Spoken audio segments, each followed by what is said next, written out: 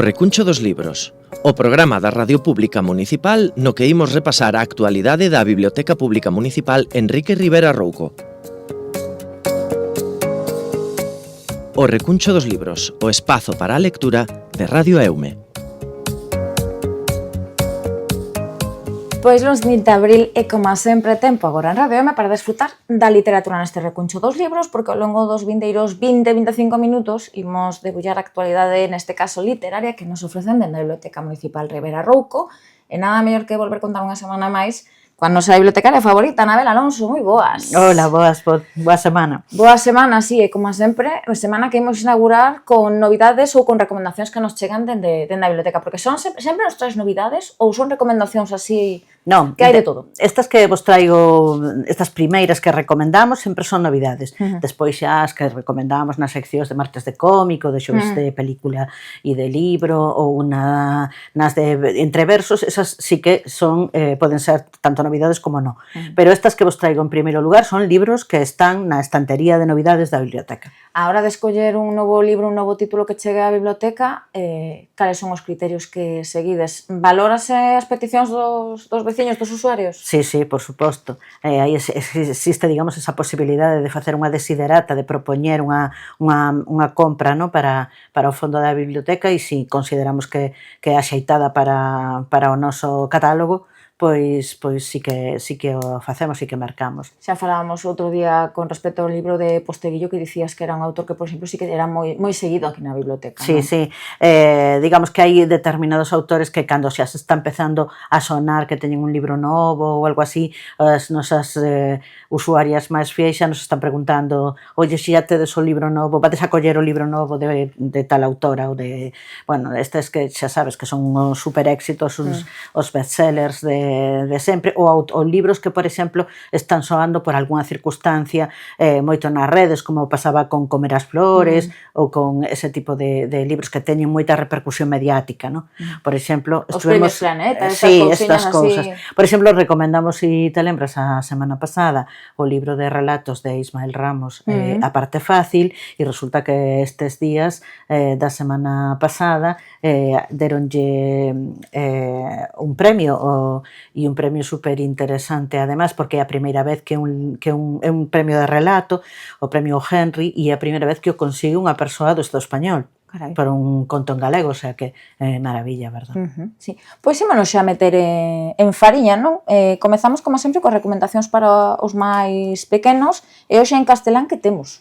Pois mira, traigo vos dous álbuns, un en castelán e outro en galego. O de castelán está dirixido a rapaces os máis pequenos de todo, de 0 a 5, e se titula Mi abuela y yo, de Susana Shein, con ilustraciones de Brita Teckentrup. Nombre...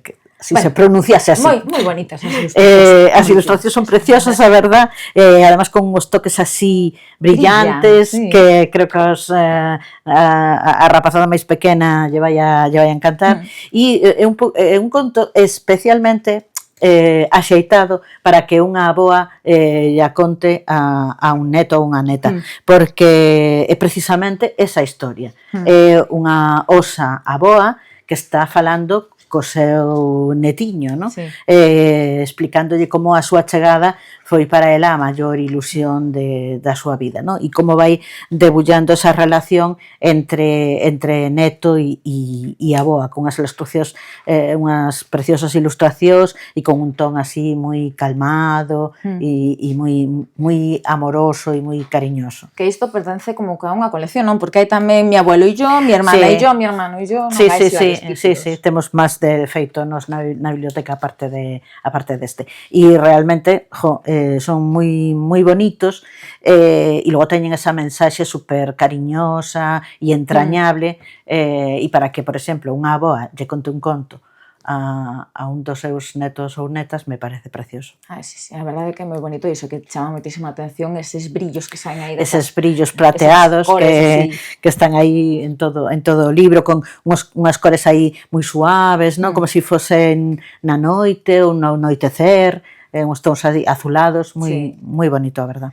Tamén temos algún ilustrado, non? Na recomendación en galego de hoxe, para nenos algo máis maiores. Un pouquiño máis maiores, e ademais nada menos que o premio álbum ilustrado o Premio Internacional de Compostela de 2025. En esta ocasión se chama Grande e Pequena, de Arianna Schiloni, con ilustracións de Raquel Catalina.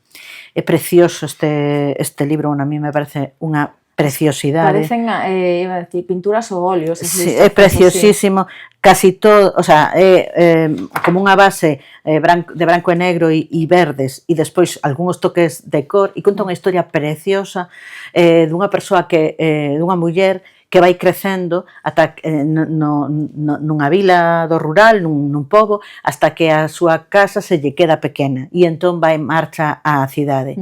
E ali segue crecendo, e cando se sinte maior, volve á casa familiar, e aí volve a empequenecerse, e se vai facendo máis pequena, ata que ninguén a atopa dentro da casa, no? Hasta que unha persoa que non ten fogar empeza a vivir nesa casa, a amañala, e por fin decide contar esa historia. E é tan bonito, é como unha metáfora, no, da vida, de crecer, de converterse nunha persoa adulta e despois nunha persoa maior, e conta un pouco eso, o día a día das persoas maiores que están soas, e me parece, bueno, unha preciosidade de libro. Bueno, lóxicamente o premio a refrenda, no? Refrenda esa calidade, e é moi expresiva. A autora, aunque ten este nome así tan extraño, Arianna Schiloni, é valenciana e estudiou Belas Artes, e realmente me parece unha preciosidade de libro. Ten varias, é verdade que tamén ten varios álbumes ilustrados, non? É o primeiro conto que fai deste xeito, que ten así varias publicacións tamén, non sei se tedes máis dela. Non temos máis, non. Pero é realmente precioso. Sí, xa simplemente a nivel visual. A nivel visual é precioso. Bueno, o feito de que leve, os premios Compostela, todos son uns álbumes realmente preciosos. Máis cousiñas hoxe, porque deixamos os máis pequenos, ímonos para, como sempre que digo eu, que temos uns aniños máis, e que temos hoxe de recomendación, neste caso en castelán, que nos traes? Pois traigos este libro bastante inquietante de Elena Garro, que se titula Inés, un libro que tardou en publicarse en España. Bueno, Elena Garro é unha autora mexicana super importante nas letras mexicanas, que a súa obra se viu un pouco empañada, quizá, ou polo feito de ser a muller durante bastantes anos de Octavio Paz, e digamos que a preeminencia de Octavio Paz e a súa figura tan grande ensombreceu, non, a obra literaria de Elena Garro. É unha novela moi inquietante, na que se fala da misoxinia e da desigualdade, do machismo, unha obra dura na que sigue, bueno, a novela conta a historia de Inés, que é unha xoven inocente e que de repente se ve atrapada aí nun círculo super violento. Se comenta así, ao mellor, algunhas das cousas que se contan na historia que poden ser reais, non? Poderían estar inspiradas na relación que tuvo con Octavio Paz, que era, polo visto, bastante controlador. Chama a atención que falamos dunha autora que se edita este libro aló polos 90, é complicado, non? Eses temas non eran tan populares como agora. Agora non nos extraña que se fale de misoginia, deste tipo de maltrato psicolóxico e físico, non nos sorprende para nada. Pero naquele tempo a verdade é que era unha adiantada. Porque é unha muller moi comprometida políticamente e socialmente co feminismo e entonces, bueno, realmente, claro, o que estamos comentando, ¿no? Que sorprende para esa época. E digamos que non tuvo ao mellor eso, a suficiente presencia debido a circunstancia de ser a muller de Octavio Paz. E seguimos con máis cousas, porque claro, a min de Robert Cajiao gustoume moito Entroido, pero hoxe non falamos de Entroido, falamos de outra obra. Hoxe falamos da Dama de Amboto. Bueno, Robert Cajiao, que casi o podemos considerar un pouco un autor local, polo menos comarcal, este autor de Ferrol, que, bueno, en sucesivas obras, que algunhas delas están na biblioteca, conta historias policíacas que se desenvolven na zona de Ferrolterra, pero que neste caso, a Dama de Amboto, é unha historia que está como a cabalo entre Galicia e o País Vasco, non? E tamén moi cargada, ahora que vamos a ver esta semana... La chica del tren, ¿no? La chica del tren... no, la chica del tren no, esta semana toca el guardián invisible. El guardián invisible. Ahora que vamos a ver el guardián invisible, realmente hai uns temas aí cercanos, ¿no? Porque tamén aquí aparece a diosa Mari, esta diosa protectora. Sí, estes dioses que aparecen aí no bosque. Na mitoloxía do País Vasco, ¿no? E bueno, eso, é unha historia de misterio, un misterio policial, na que aparece un cadáver en Porto Marín que leva a dous inspectores da policía a viaxar ata o País Vasco para desentrañar ese misterio, non?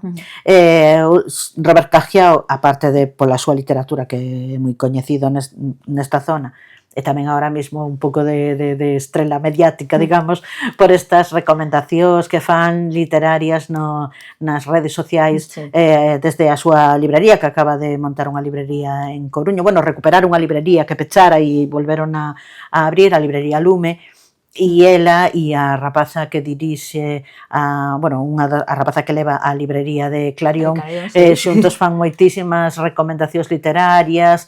Sí, por lo menos unha vez ao mes sempre publican un vídeo en estes son os 3 mellores libros. E os máis prestados, bueno, fan moitísimas, e a verdad que creo que están conseguindo moita repercusión, e, bueno, aquí moita xente, eu son consciente de que hai xente que nos pide libros seguramente porque escoita esas recomendacións nas redes sociais, o sea que todo o que seña animar a xente a ler e a ler en galego encima nos parece maravilla. Sí, porque ademais non falan simplemente de novidades, tamén hai días incluso que botanlle unha ollada aos clásicos. Sí, aos clásicos, porque non lin este libro, a libros que non me gustaron moito, pero a mellor podemos darlles outra oportunidade, fan contidos moi interesantes, a verdad, dirixidos a todo tipo de público, con cousas máis de pasar o rato e cousas máis sesudas, digamos que recomendan... Sí, tamén meten presentacións de libros. Sí, recomendan de todo, e a verdade é que resulta moi agradable escoitalos, e calquera que este interesado que os busque nas redes porque paga pena. Sí, en Instagram, en Facebook, eu como son seguidora deles a través de Facebook, botarlle unha ollada todas as semanas porque sempre fan iso de novidades, unha vez ao mes fan un repaso dos libros que máis venden nas librerías, nas túas librerías, que máis lles gustan e demais. Máis cousiñas, porque antes falábamos de álbumes ilustrados para os máis pequenos da casa, pero tamén temos que falar dos martes de cómic. A proposta para esta semana, cal é? Pois a proposta que vos traigo para esta semana é un cómic de xuvenil, pero é un cómic de xuvenil de manga, deste estilo, pero escrito por unha rapaza española, Irene Roga. É un cómic que se desenvolve na Grecia clásica, digamos que hai un rei de un país, un pequeno reino ao norte de Grecia, que fai en segundas nupcias, casa con unha nova muller, e influído por esta, digamos que intenta obrigar a súa filla a casar con unha persoa coa que ela non quere, non? E entón ela escapa co seu amor verdadeiro, digamos, e esas aventuras que lle suceden é o que se conta neste cómic, que ten un estilo manga moi clásico que recorda un pouco aos Caballeros del Zodíaco, algún tipo de manga así moi clásico, e que xunta dous sabes que o manga ten como moitos subxéneros, e que digamos que ven a xuntar como dous subxéneros do manga, o shoujo e o shonen, que son, por os lados, o shoujo son eses cómics que están especialmente pensados para rapazas adolescentes e que falan moito sobre relacións persoais e non sei que, e os shonen son estes que están pensando xustamente para os rapaces adolescentes e que falan moito sobre acción e amizade. E digamos que neste caso, neste volumen, se mesturan eses dous elementos, e está ben porque xa estamos un pouco cansadas desa separación por xéneros da literatura. Que o romanticismo tamén pode ter aí aventura e esas cousas polo medio. E entón me parece que bueno, que pode ser unha opción interesante para os amantes do manga. Como descoñecedora do manga, sempre os libros, porque este chama a atención porque a portada a toda cor, en cambio todas as ilustracións son en blanco e negro. Bueno, hai algún manga en cor, pero habitualmente son en branco e negro. Neste caso, como é unha autora de aquí, pois o libro ten a orde ao que estamos habituados aquí en España, pero moitos mangas empezan polo final, porque así é como se leen os libros en Xapón, empezando polo que nos consideramos o final, que para eles é o principio. Eu acórdome que aquí tiñades, non sei se seguides tendo, os de Arález, o Dr. Slum, e que empeza polo final. Claro. Que hai nos leres no final. A min costoume, Claro, non estamos afeitos, pero neste caso, bueno, o noso final para eles é o seu principio. Pois seguimos con máis cousas, despois de martes de cómic, toca falar do patrimonio, dun patrimonio importantísimo como esa biblioteca de Emilio Pardo Bazán. Sí, cando escollín esta semana que podíamos recomendar sobre o noso patrimonio, e tendo en conta que esta semana celebramos o Día do Libro, me pareceu interesante pensar que falar do patrimonio bibliográfico tamén, no? Que os libros tamén son patrimonio. E a Biblioteca de Emilio Pardo Bazán se declarou ben de interés cultural no ano 2022. Entonces me parecía interesante, xa que estamos no Día do Libro, o preto do Día do Libro, nos quedan aí uns días, pois recomendar esta biblioteca, que está nunha parte importante na Real Academia Galega, porque xa sabedes que a sede da Real Academia Galega está na casa de Emilia Pardo Bazán na Coruña, está a Casa Museo e máis a Real Academia. E outra parte desa biblioteca, que tamén está protexida por esta declaración BIC, está no Pazo de Meirás, que tuvemos a ocasión de falar de él neste programa tamén, falando de patrimonio, porque era a residencia de verán de Pardo Bazán. E, bueno, se valora para declaralo de ben de interés cultural que é unha biblioteca singular e única. Ten moitísimas primeiras edicións e moitos libros dedicados polos autores da obra, ¿no? Entonces, digamos que eses libros teñen ese valor a maiores do propio valor como obxecto, porque están adicados a dona Emilia Pardo Bazán, que además lía en moitos idiomas. Entonces hai libros en italiano, en francés, en portugués, e iso é un valor, claro, enorme. Mais ou menos cantos volumes pode haber? Pois hai como unhos 7.000 e pico que estaban en Meirás e que foron para a Casa da Coruña cando en Meirás se declarou un incendio, e outros 8.000 que se conservan na Real Academia. E despois unhos 3.000 que quedaron en Sada no Pazo de Meirás. Hai algún título que chame así a atención?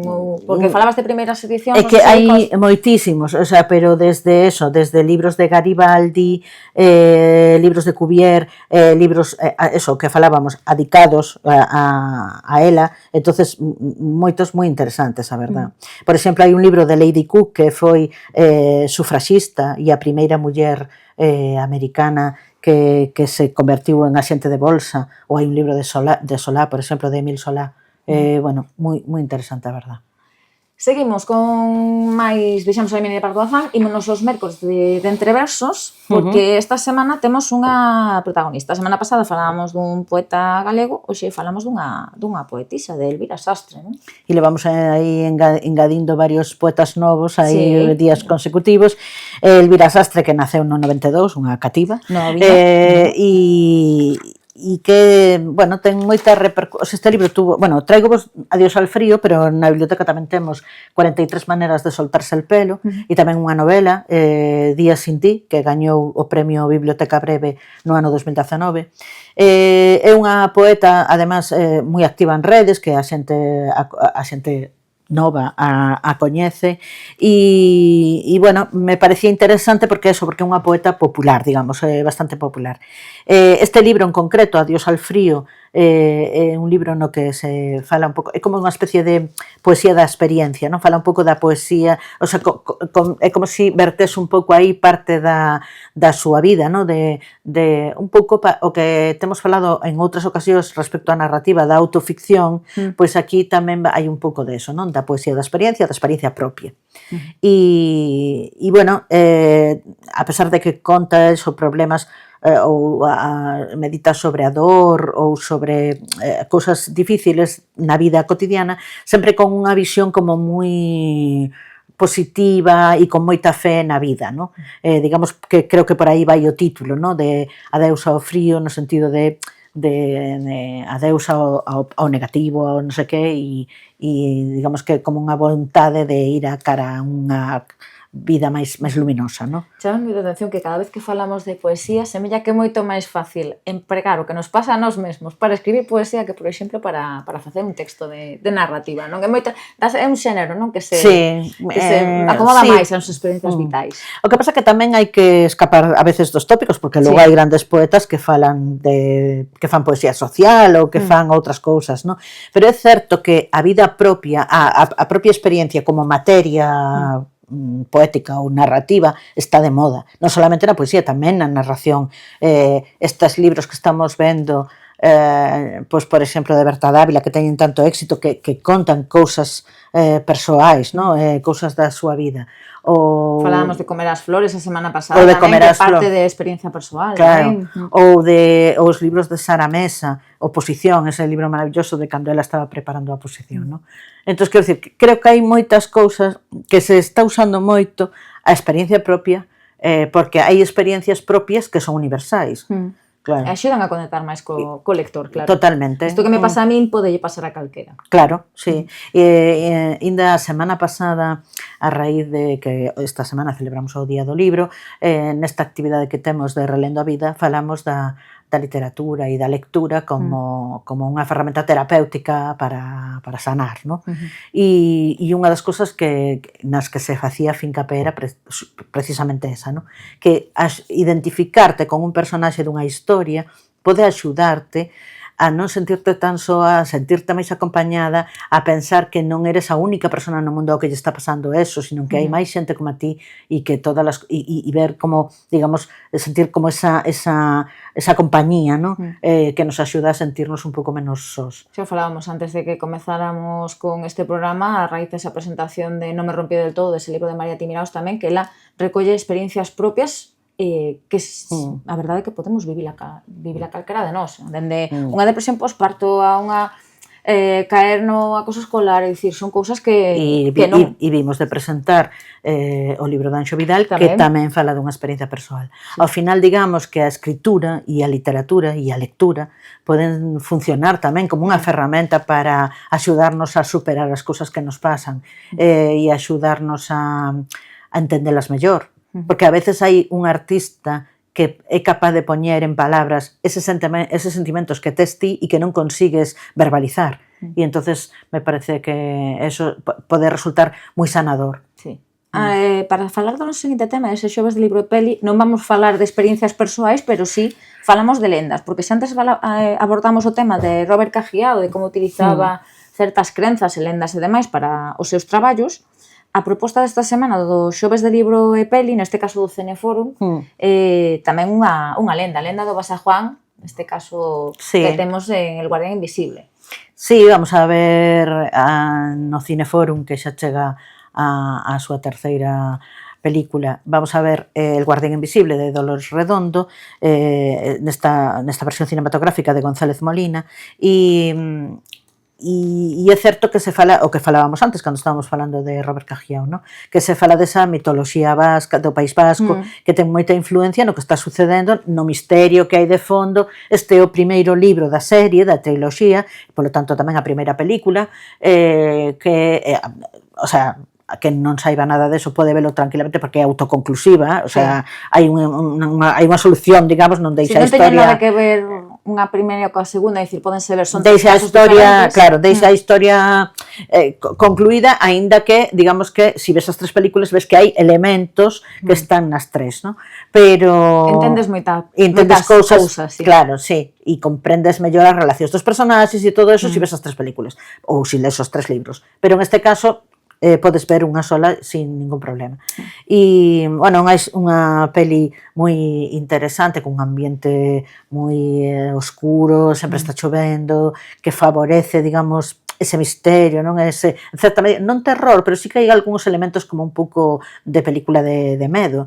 E, bueno, protagonizada por Marta Etura, por unha maravillosa Elvira Domínguez, Elvira Mínguez, que me encanta esa actriz, e, bueno, e Francés Orellá, bueno, unha serie de actores e actrices moi coñecidos do panorama cinematográfico español, e eu creo que unha versión cinematográfica que se adapta bastante á novela, ¿no? Ainda que hai pequenos cambios, supoño que, bueno, porque son dúas linguaxes distintas e son dúas formas de contar historias, pero sí que creo que máis ou menos mantén bastante o espírito da novela. Hai unha crítica que lle vou facer da película, que eu, con respecto ao libro, foime máis fácil empatizar neste caso, coa inspectora Salazar, que é a protagonista, con Amaya Salazar, a través do libro que na película. Sí, a mí tampouco me encanta Marta Etura neste papel. Non sei se é unha maneira de entender o personaxe do director e que lle pediu que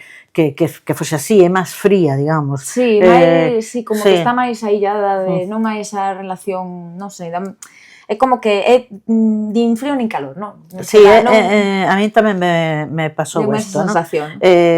Igual que sí que hai outros personaxes como Montes, que me gusta na película, ou como, bueno, e Elvira Míguez, que me encanta, que fai a irmá maior de Amaya Salazar, Flora. A mí, Exerce de ti, gustame moito. Tamén, sí, pero é certo que, además, porque o peso da película recae moito nese personaxe que está prácticamente en todo o metraxe da novela, é dicir, vemos a casi toda a historia a través dos seus ollos, e entón está permanentemente en escena, pero bueno. É moi entretida, a verdade que sí que a triloxía é moi entretida, e despois as paisaxes todas que ofrece, de feito, hai a chamada Ruta del Baztán, que podes visitar, en Navarra esa Ruta do Baztán. Sí, e esa vila Elizondo, claro, é unha vila que recibe un montón de turismo gracias aos libros de Dolores Redondo. Pois moi interesante esa proposta deste xoves, 8:30 como sempre, e ao rematar toca comentar o libro. E o libro e a película. Máis cousiñas, seguimos con a autora do mes, Rosa Montero, falamos da súa labor como xornalista, de todos os premios que ten, e hoxe falamos de... Pois hoxe quería como pararme máis nunhas últimas novelas que construyen aí unha serie de 4 novelas que mesturan ciencia ficción e misterio, que son estas da serie de Bruna Husky. Esta protagonista, que é unha detective que é un replicante, e que é a protagonista de Lágrimas en la lluvia, que é a primeira novela, Del peso del corazón, Los tiempos del odio e Animales difíciles, que é a última que se publicou o ano pasado. Me parece interesante porque creo que é moi curioso este thriller mesturado con ciencia ficción que nos leva a pensar en Blade Runner, en ese tipo de historias, e tuvo moito éxito, e di a autora di Rosa Montero que sendo un libro que se desenvolve nun espacio imaginario e do futuro, é a novela máis real e que se apega máis á realidade das que escribiu. Creo que ademais é unha novela como con unha tesi para mí, o sea, con unha serie que ten como unha tesi, que a defensa de determinada maneira de entender a vida, da democracia, por exemplo, no? Di Rosa Montero que a democracia é un sistema moi pesimista porque establece unha serie de sistemas de defensas porque desconfía do ser humano, de que o ser humano non vai a querer concentrar todo o poder, e que todas esas defensas sociais afan un sistema pesimista, pero o mellor sistema que hai de momento. O que lle digan os americanos. Para o goberno, ¿no? Ahora mismo, a verdade. Ya. É triste, sí. E, bueno, digamos que ese mundo de Blade Runner que se baseaba a súa vez nunha película, la de Sueñan los androides con ovejas eléctricas de Philip K. Dick, pois me parece que, bueno, que merecía unha atención especial porque é algo moi distinto, non estamos tan afeitos a ese tipo de literatura en España, o sea, É feita por unha muller menos. Feita por unha muller, novela distópica de ciencia ficción e ao mesmo tempo thriller, non é tan habitual. Temos un día que debater isto das asignacións de xénero segundo o tipo de novela que lemos. Sí. Segundo a temática que se aborda, sí, a verdade que sí. Ata aí chegan ás veces as desigualdades. Agora esta autora na nosa vila témola moito máis pretiño, coñecémola as dúas porque é maravillosa, como é a xornalista Cristina Arias, e que o ano pasado nos sorprendía, porque viña da man de Laura de Cebreiro e viña e nos presentaba un conto. Sí, un conto maravilloso, Nariz Vermello, precioso, unhas ilustracións de Laura de Cibreiro que son maravillosas. A presentación foi un éxito maravilla non cabíamos na biblioteca, o sea que estupendo. E esta historia que é unha historia sinxela, pero moi divertida, que non pretende dar ningún recado ni nada, sino solo entreter, facer soñar con eses personaxes máxicos, ¿no? Como pues, poden ser pues, os reis ou a Palpador ou que seña, con este pequeno trasno que además nas ilustracións de Laura sempre está como aí agochado, nunca sabes onde está, tes que andalo buscando pola páxina e que é como un pequeno xoguete maravilloso e precioso, ¿no? Realmente, temos moitísima sorte porque últimamente estamos tendo uns libros de autores locais que son maravillosos, a verdad. E os que quedan ainda, ainda vos aí, porque mira, por exemplo, non hai moito, Xosé María Ferro apuntaba que xa ten para dúas ideas novas para seguir con esa saga do policía do doutor Lafontaine. Anxo Vidal tamén está preparando a terceira parte de La voz que non dieron callado. María Tibinaos dixo outro día que se animaba a escribir unha segunda parte deste libro. Temos pendiente a presentación de Senenbarro e o seu libro sobre a inteligencia artificial. Zaida Ricos tamén está a traballar na segunda parte. Claro, realmente é unha maravilla toda esta creatividade a que estamos como espectadores, o sea, maravillados, vamos. Eu creo que vai ter que unha única sección, un andel enorme solo para novelas e libros escritos por autores locais, unha anteira, unha parede polo menos, este paso. Pois falábamos dese libro de Nariz Vermello, un agasallo fantástico, porque eu a verdade que xa o repartín por media familia. Están todos encantados con todo o trazo. É un libro maravilloso, a verdad. Súper bonito, hai unha historia encantadora. Sinxela para ler. Sí, tenas todas, vamos. Sí, pois a ver se nos sorprende, porque xa se ten presentado en algún concurso de relatos, non hai moitos anos que gañaba en Vilalba un premio tamén por un relato curto sobre unha lavadora, era fantástico. Bueno, asistiu ao obradoiro de escrita da biblioteca e a verdade é que tuve a ocasión de lerlle varias cousas ali e é maravillosa. Eu creo que isto non vai quedar nunha única publicación. Non sei por que me parece, Esperemos que non. Me parece. Seguimos con actividades para os máis pequenos porque falábamos de que este xoves, día do libro, claro, a biblioteca tense que vestir de gala e temos unha promoción especial, non? Pois sí, temos unha festa que estará amenizada por Se Orquestra Fantasma, que xa é coñecido por nós de que veu xa en algunha ocasión, e ademais entregaremos os premios do concurso de marcapáxinas.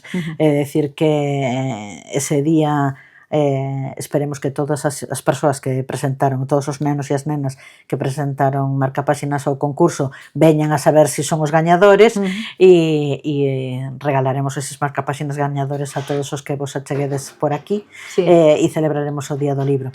E despois faremos unha recelebración, digamos, o día seguinte coa proxección do documental A rebelión da lectura, este xa para os maiores, na Casa do Peso ás 8, un documental super interesante sobre... Este chega a través da Diputación, non? Chega a través da Diputación e nos conta a historia dunha asociación que se chama Espazo Lectura de Gondomar, que mediante o voluntariado construíron unha asociación sin ánimo de lucro que fomenta a lectura en galego e fixeron un montón de actividades ao longo dos anos, ahora mismo están de aniversario no 2026, cumplen 20 anos e por eso gravan este documental, o sea, por eso a presentación deste documental que conta un pouco a súa trayectoria. Ademais conta con declaracións de escritores moi coñecidos. Porque polo espacio de lectura pasaron, eu creo que prácticamente todos os escritores en lingua galega. É maravilla como traballan os rapaces e as rapazas de Espazo Lectura. Teñen un club de lectura ao que levan a un montón de autores e autoras galegas, teñen contacontos para os rapaces, fan unha cousa que se chama Noite na Biblioteca, colaboran coa Biblioteca de Gondomar, pero realmente son unha asociación que traballa eso, pois ao redor do mundo das letras, do mundo da literatura en galego, e é maravillosa. Animadevos e vide, porque eu creo que vai a ser moi interesante. Eu li, botándolle un ollo á nota de prensa da Deputación, que en algunhas das exposicións sí que sigue contar coas propias directoras, se veñen ata as Pontes tamén, vais a contar con elas? Pois todavía non o temos confirmado. Pero que senón tamén sería interesante poder compartir con elas, non? Esa valoración. Importantísimo, labor que fan entidades como Espazo Lectura e tamén facedes dende a biblioteca, porque tedes moitísimas actividades para todo tipo de idades, dades impulso aos escritores e ás nosas escritoras, e iso tamén é digno de remarcar e de poñelo en valor, porque vos non o dicides, Anabel. Ti non vas dicir, así que digo, por ti. Bueno, este día do libro, que digamos que é un momento para celebrar todo o que nos aporta a lectura, que como falábamos antes, que ainda hai pouco que estábamos reflexionando sobre iso en Relendo a Vida, é moi terapéutica e axuda a sandar moitas feridas, e é unha ferramenta maravillosa de inclusión, de coñecer outros mundos, de coñecer outras persoas, outras maneiras de pensar e de ampliar, digamos, a nosa visión. Pois aí quedamos por hoxe. Veñemos pechar xa Recuncho dos Libros, vindeiro luns con moitas máis cousas, máis recomendacións, máis última xornada do Cineforum tamén, da que falaremos, repasaremos máis actividades tamén, novos xoves na Biblio, tamén temos nova sección de Rosa Montero, a ver que nos contas para rematar o mes. Bueno, eu creo que xa... Aí nos queda un día máis. No, eu creo que xa o seguinte venres xa é maio. Xa é maio. Bueno, pois aí queda, vemos con que nos sorprendes, vale, Anabel? Moitísimas gracias, como sempre. Ata a vindeira semana. Ata a vindeira semana. Pois isto foi todo no Recuncho dos Libros de hoxe. Nos volvemos a vindeira semana con máis novidades e actualidade da Biblioteca Pública Municipal Enrique Rivera Rouco. Que teñan unha moi boa semana e lembren que, como dirían os da Ría, hai que ler, inda que sexa sempre o mesmo libro.